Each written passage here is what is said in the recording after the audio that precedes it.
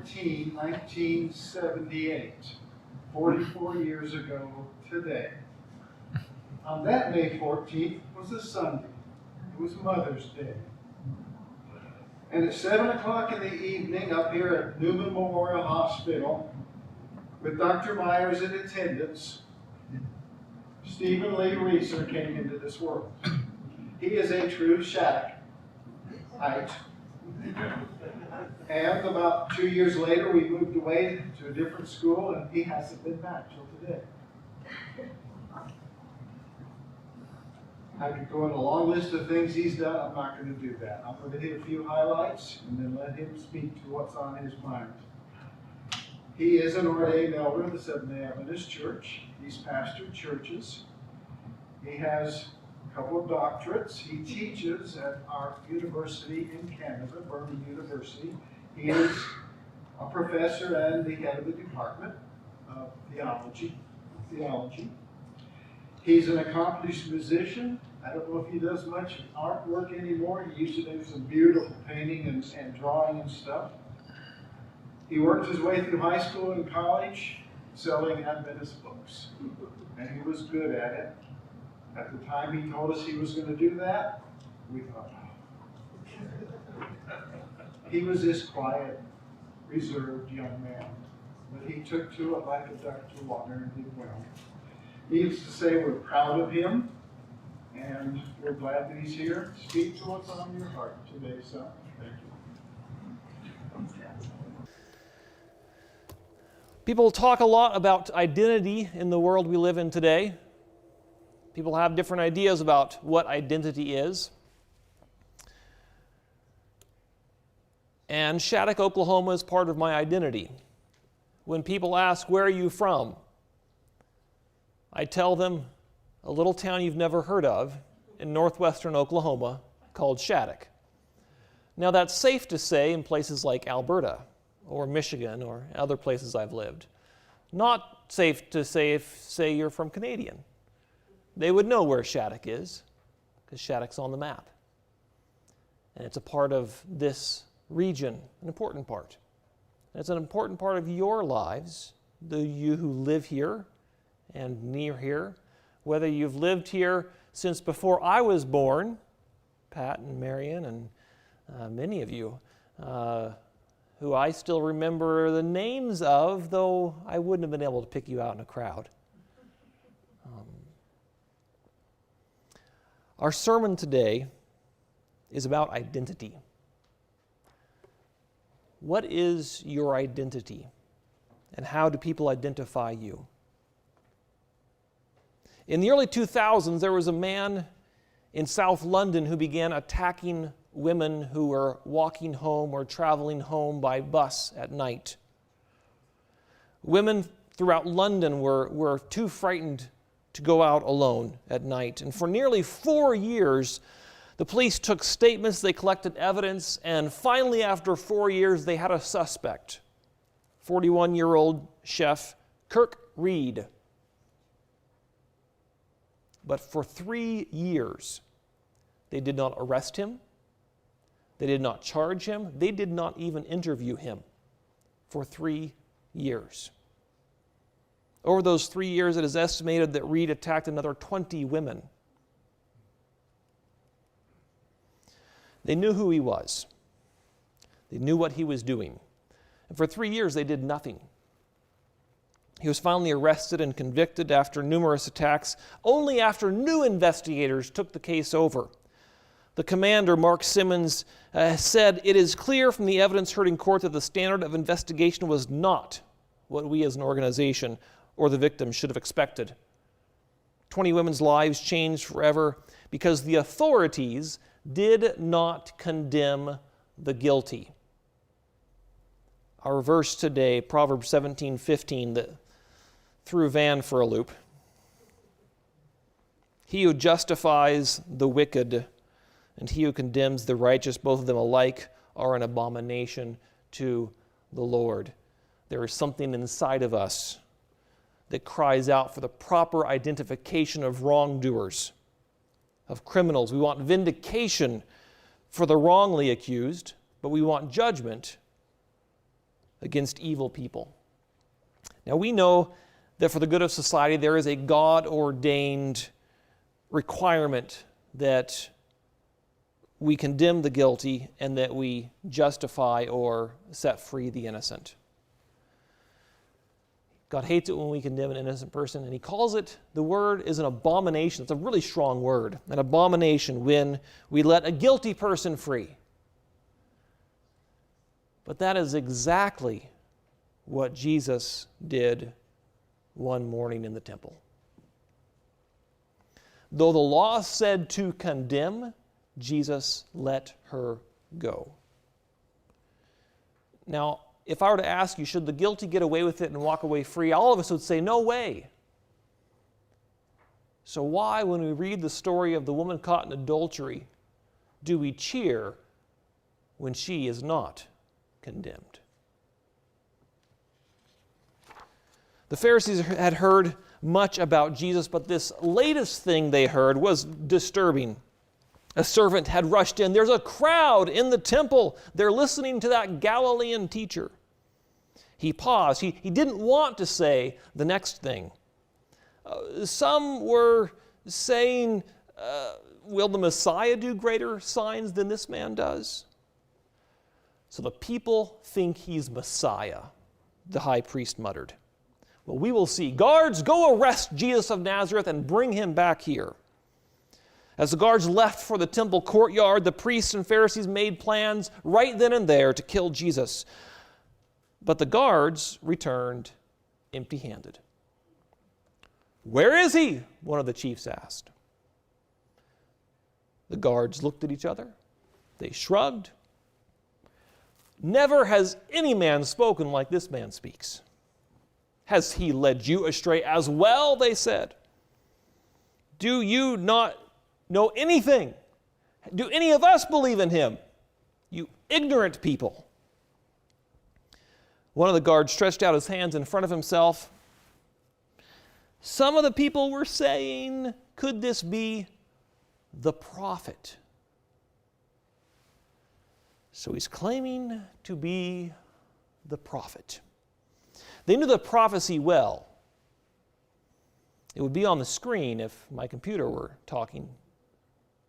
So you might want to open your Bibles.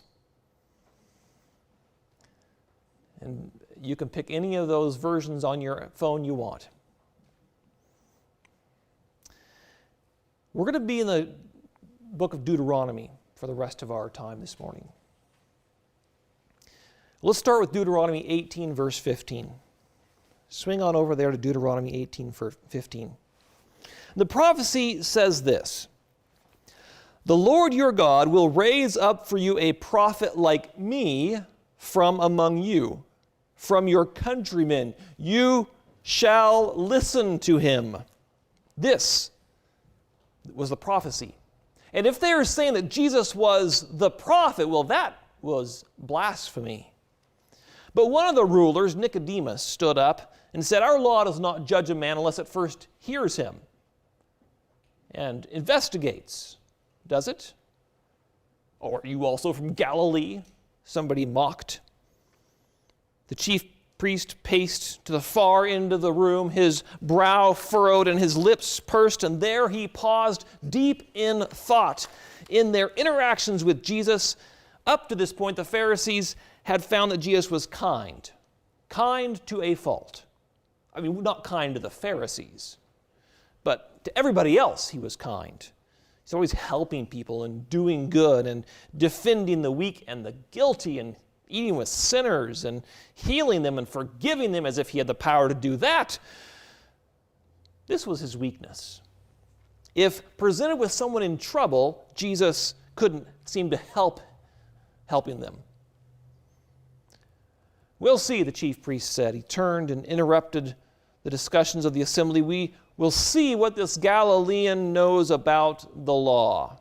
We will judge him by the book. Later that night, as the Pharisees discussed how to best trap Jesus, they formed a plan. He's claimed to be the prophet spoken of in Deuteronomy. He's claimed to be the prophet. Well, if he's the prophet, he will know what Moses says about women caught in adultery. We'll let him make the decision. And if he says, execute her, then we'll turn him over to the authorities. And if he says, let her go, we will know he's a false prophet. He cannot be the prophet. He won't have us stone her, the chief priest said quietly, but he's cagey. We must prepare ourselves for how he might attempt to set her free. The scribe said he could claim she's innocent. He could ask for proof. Then we will be the witnesses against her.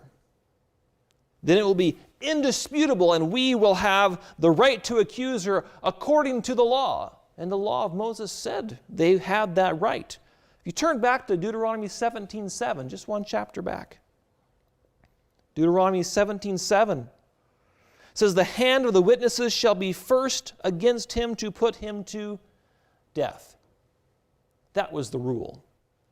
The rule was, if you were the witness who accused and they were found guilty of a death sentence, then the witness, well, threw the switch or injected these days, but back then was stoning. And so the trap was set. A young woman was chosen and lured into bed with one of the lower-ranking Pharisees. It's an honor to be with such a godly man, she was told. But as the morning was breaking, the conspirators burst into her room, ripped her from her bed, dragged her guilty and terrified and clutching a sheet about herself into the temple. After spending the night on the Mount of Olives, Jesus had come to the temple early in the morning. He sat down to teach. And there, as the rising sun warmed the morning mists, Jesus heard a commotion. The crowd parted. The Pharisees pushed their way through. They threw a young woman onto the pavement in front of Jesus. And as the crowd watched this unfortunate victim of the Pharisees, they soon realized she was not the intended quarry. So they turned to see Jesus now as the Pharisees presented their case. Teacher, they said, teacher. This was not said in jest. They wanted to affirm, in fact, he was a teacher. And as a teacher of the law, he could judge such a case as this. As a teacher of the law, he was qualified. As a teacher of the law, he could be shown to be a false teacher. Teacher, they said, this woman has been caught in adultery in the very act. Now, in the law, Moses commanded us to stone such women. What do you say?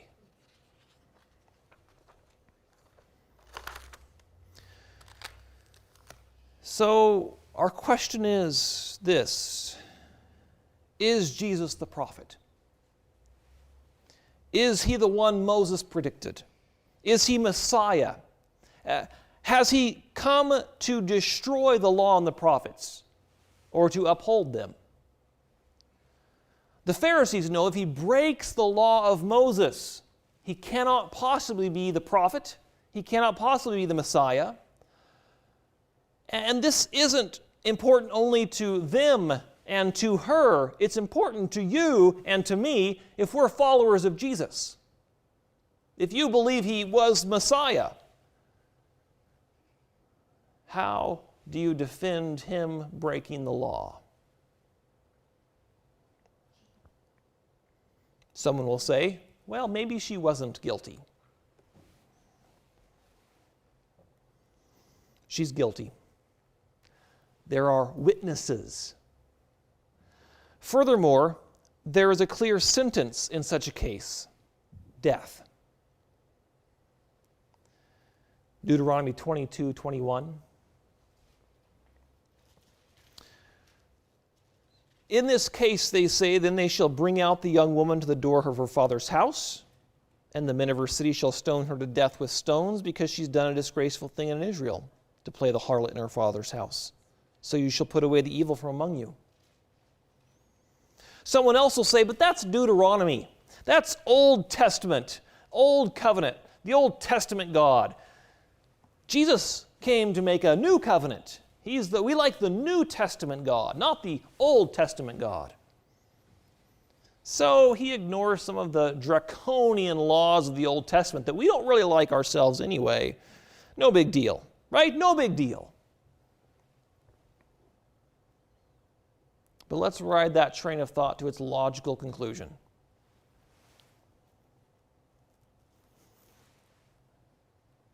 If the Old Testament God is a different God than the New Testament, and the Old Testament laws are different laws than the New Testament,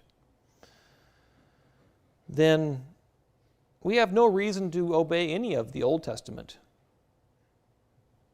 We can just get rid of it all. And many Christians do. We follow Jesus, so that doesn't matter. Or to say it a way that no one ever would, but the implication is this: we follow Jesus so that we can murder and commit adultery and steal and lie. Oh, come on. Come on, you would say. That's extreme. We're not saying that. Okay, then, if Deuteronomy is Old Covenant, then Deuteronomy 5 is Old Covenant as well.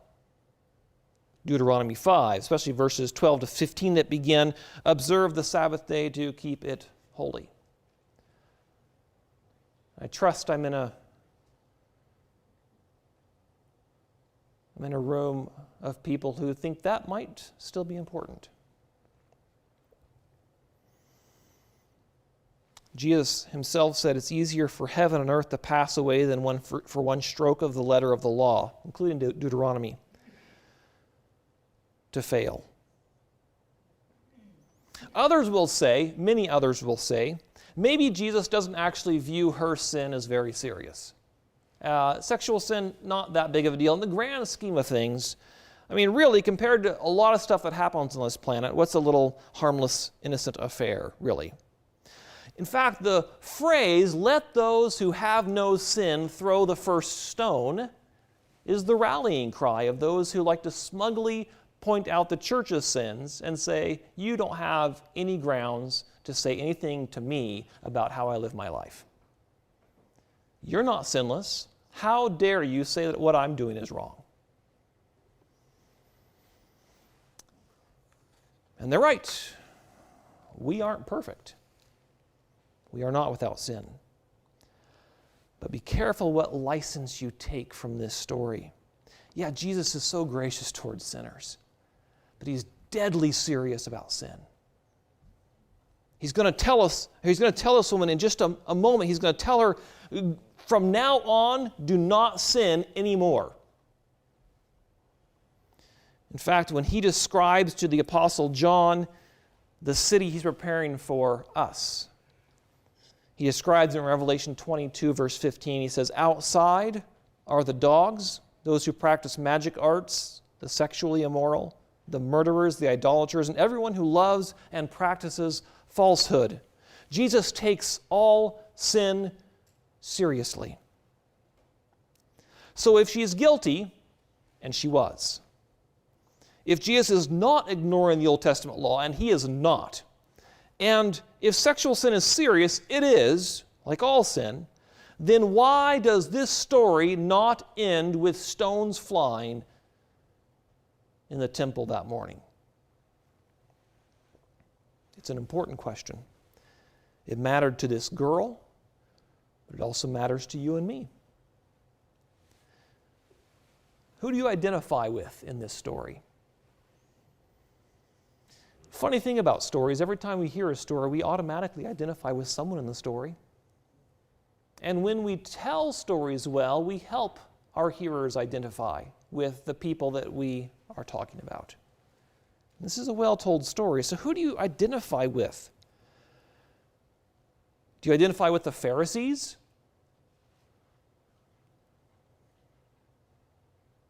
Be a good person to identify. They cared about doing what was right. They were trying to uphold the law.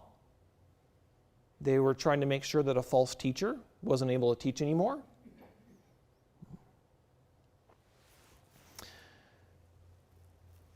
Do you identify with the onlookers? I was just in the crowd that day, not really involved.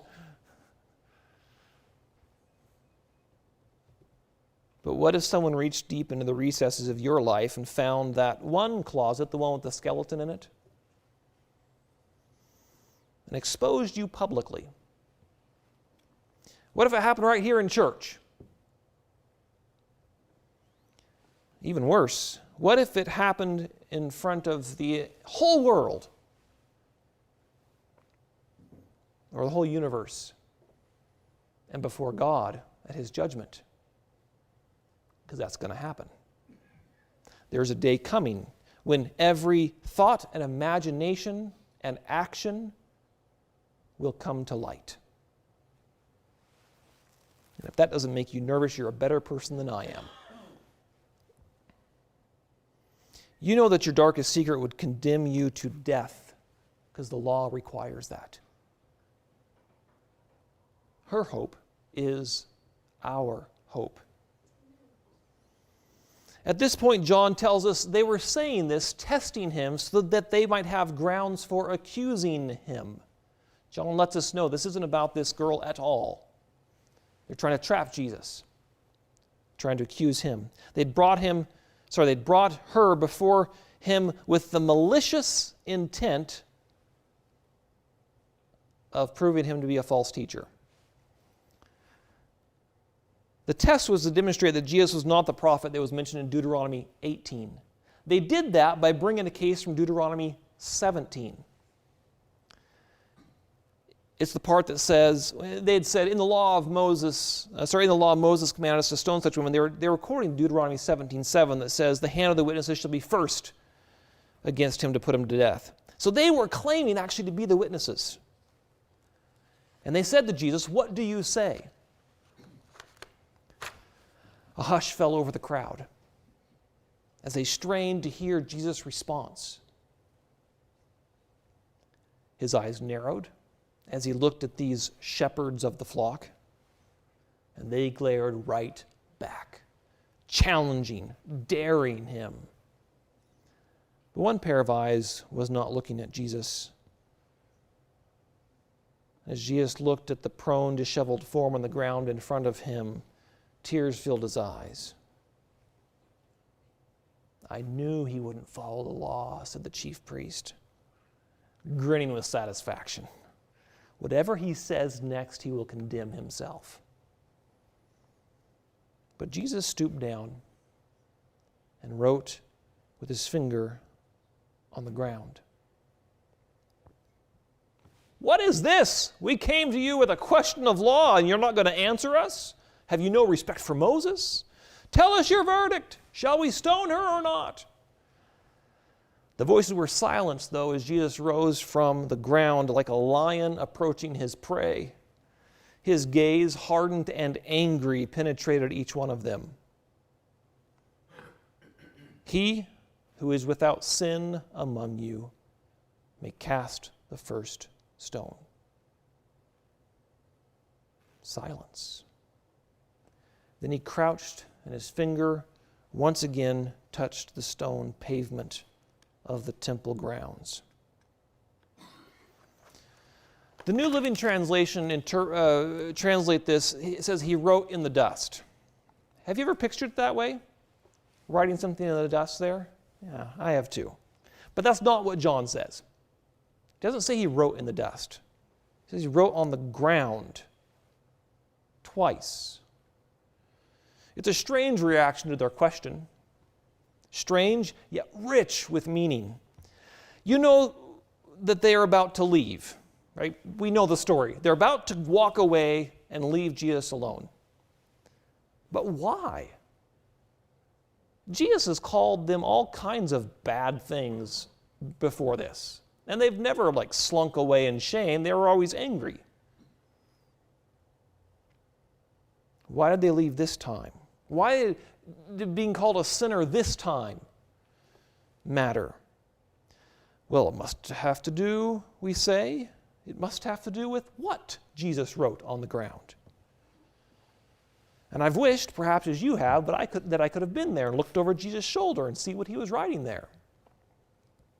Or that at least John would have given us some kind of hint to what it was Jesus wrote. People have argued that Jesus was writing the word stoning on the ground. I've read about people who've thought that it was a list of the Pharisees' sins. That seems pretty likely, doesn't it? That maybe Jesus was just doodling. He wasn't writing anything. He was just trying to, think of something to say, or he was counting to 10 because he was so angry and he had to, calm down.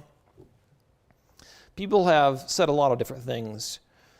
I don't know what Jesus wrote, and I don't know because John didn't say. And John didn't say because it doesn't matter.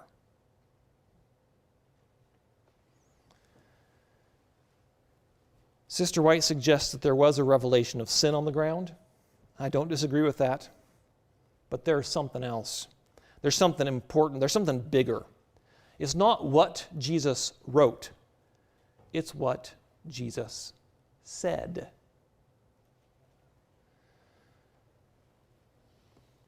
And it's the fact that Jesus wrote on the ground twice. Charles Baylis wrote an article, and in this article he says this. He says, Jesus stooped down with his finger, wrote on the ground. Why is this mentioned? He says, this alludes to the fact that the law was written by the finger of God. This is Deuteronomy 9:10. Regardless of what Jesus wrote, John was suggesting that Jesus was claiming to be the actual writer of the law. The action of writing. Not what he wrote, but the action of writing. They had said, this guy can't be the prophet at all. Let's prove he's not the prophet. And in the ultimate messianic flex, Jesus says, not only am I the prophet, I'm the guy who wrote the law himself. In a culture steeped and immersed in the stories of Exodus, this action would have been abundantly clear to the Pharisees. They knew what Jesus was saying. This act of writing on stone, it would have infuriated them. He was claiming to be God. Grab the stones and stone him. This would not make the Pharisees leave in shame. But then John continues, when they heard it, not when they read it, when they heard it, they began to go out one by one, beginning with the oldest, the wisest, the ones who knew the law the best. Now, Jesus had just said, he who's without sin among you, let him be the first to cast a stone. And we want to say, yeah, this proves that Jesus was writing their sins on the ground, right? It was their sins. But if Jesus is saying that only a sinless person can stone this woman, if that is what he is saying, then he is not the prophet, and he's not Messiah, because that goes against the law. There's no legal code anywhere in the Old Testament that says you have to be sinless, that you have to be perfect, that the judges and witnesses have to be faultless, or else there could be no judges or witnesses. Because none of us are sinless, are we? The law does not demand that. If we interpret Jesus to be saying that only a sinless person could throw the stone, he's a false teacher.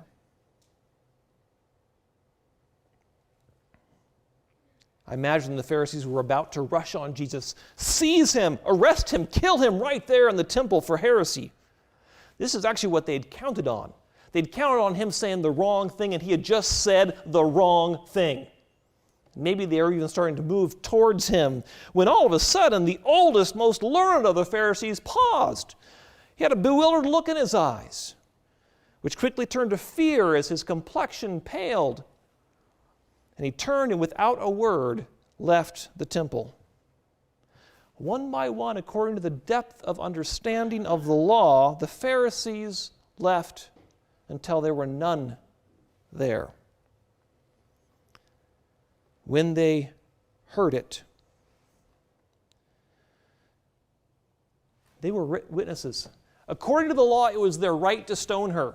Legally, they had a right to stone. There was no sin in their life that would disqualify them from being witnesses that could stone this unfortunate woman. No sin at all, except for one.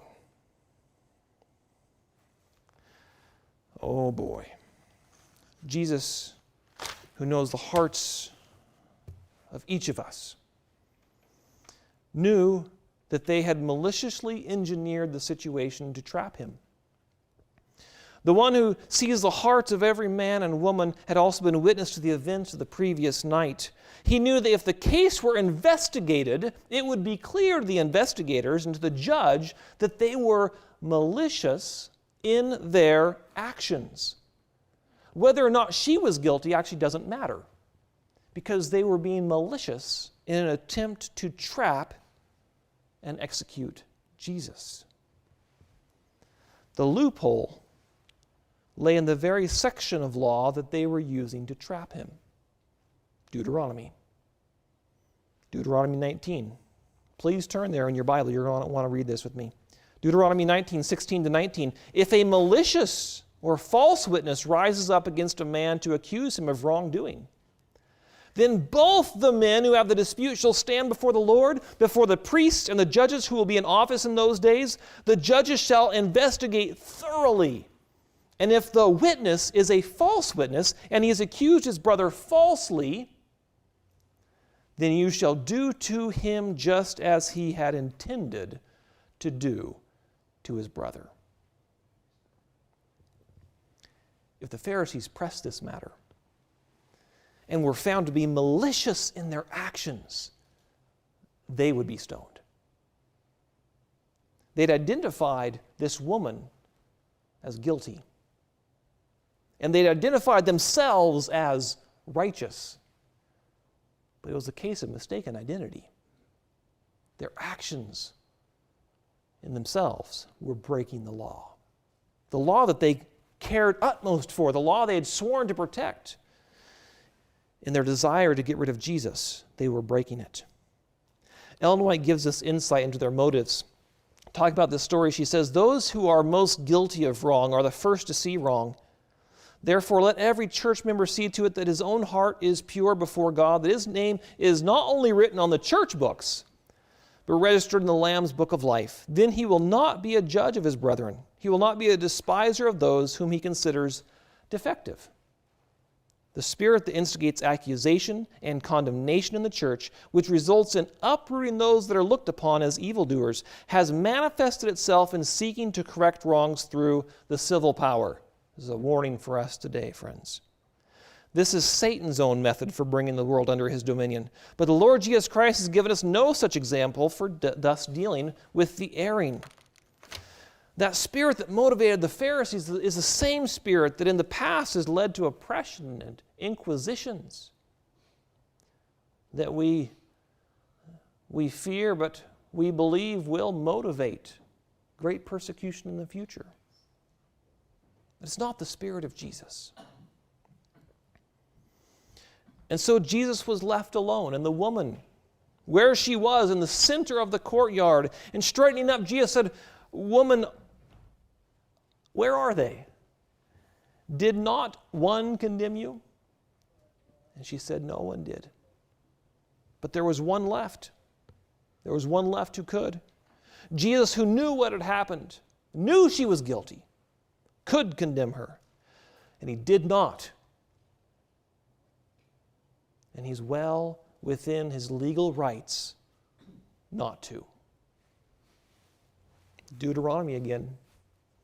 Told you we're going to stay there today. Deuteronomy 19:15. "A single witness shall not rise up against a man on account of any iniquity or any sin. And any sin which he's committed, on the evidence of 2 or 3 witnesses, a matter shall be confirmed." Jesus said, listen, all the rest have gone. I'm the only one left who could, and guess what? I'm just one. I don't condemn you either. Go and don't sin anymore. Jesus, the lawgiver, the prophet, the Messiah, he knew the spirit and he knew the letter of the law. With just one witness left, she's free to go, but not free to go back to a life of sin. Ellen White says this had a profound effect on her. It was the beginning of a new life, a life of purity and peace devoted to God.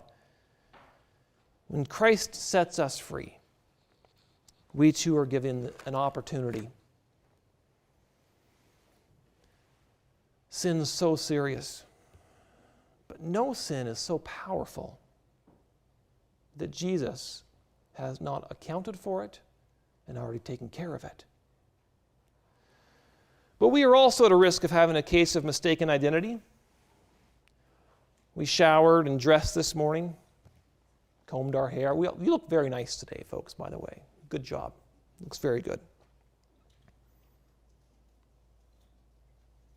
It's okay to look good, right?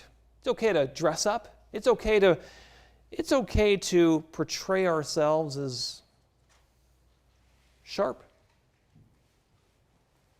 It's okay to portray ourselves as good, as righteous. It's not a sin to look good, right? We're the Christians. We're the good guys. But remember, the Pharisees were the good guys too. They weren't like those rotten Sadducees.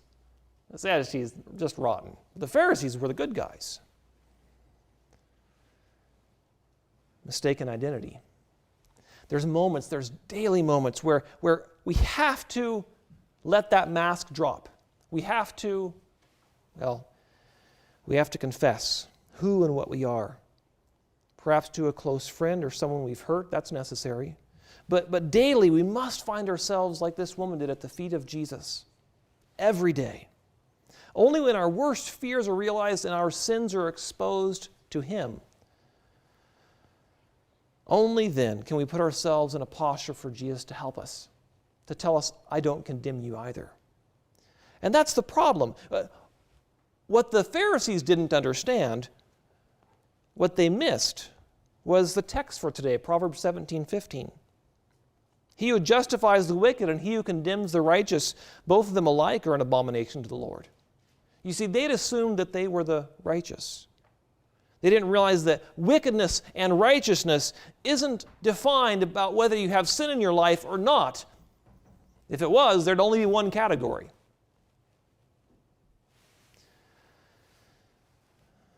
So that's why the Scripture says, God opposes the proud but gives grace to the humble. We have, all of us, sin. All of us. Righteousness is defined by how we react to that sin. The righteous are those who throw themselves at the feet of Jesus, confessing their faults and trusting in Him. Turning from the ambitious, self-satisfied favorites of this world, Sister White says in Education, page 7980, very familiar words probably to many of you. He declared that those were blessed who, however great their need, would receive His light and love. To the poor in spirit, the sorrowing, the persecuted, He stretched out His arms, saying, Come unto me, and I will give you rest. Whether it's sin or it's pain or it's heartache or it's struggling with doubt, if you haven't found yourself at the feet of the lawgiver recently, this is your invitation today.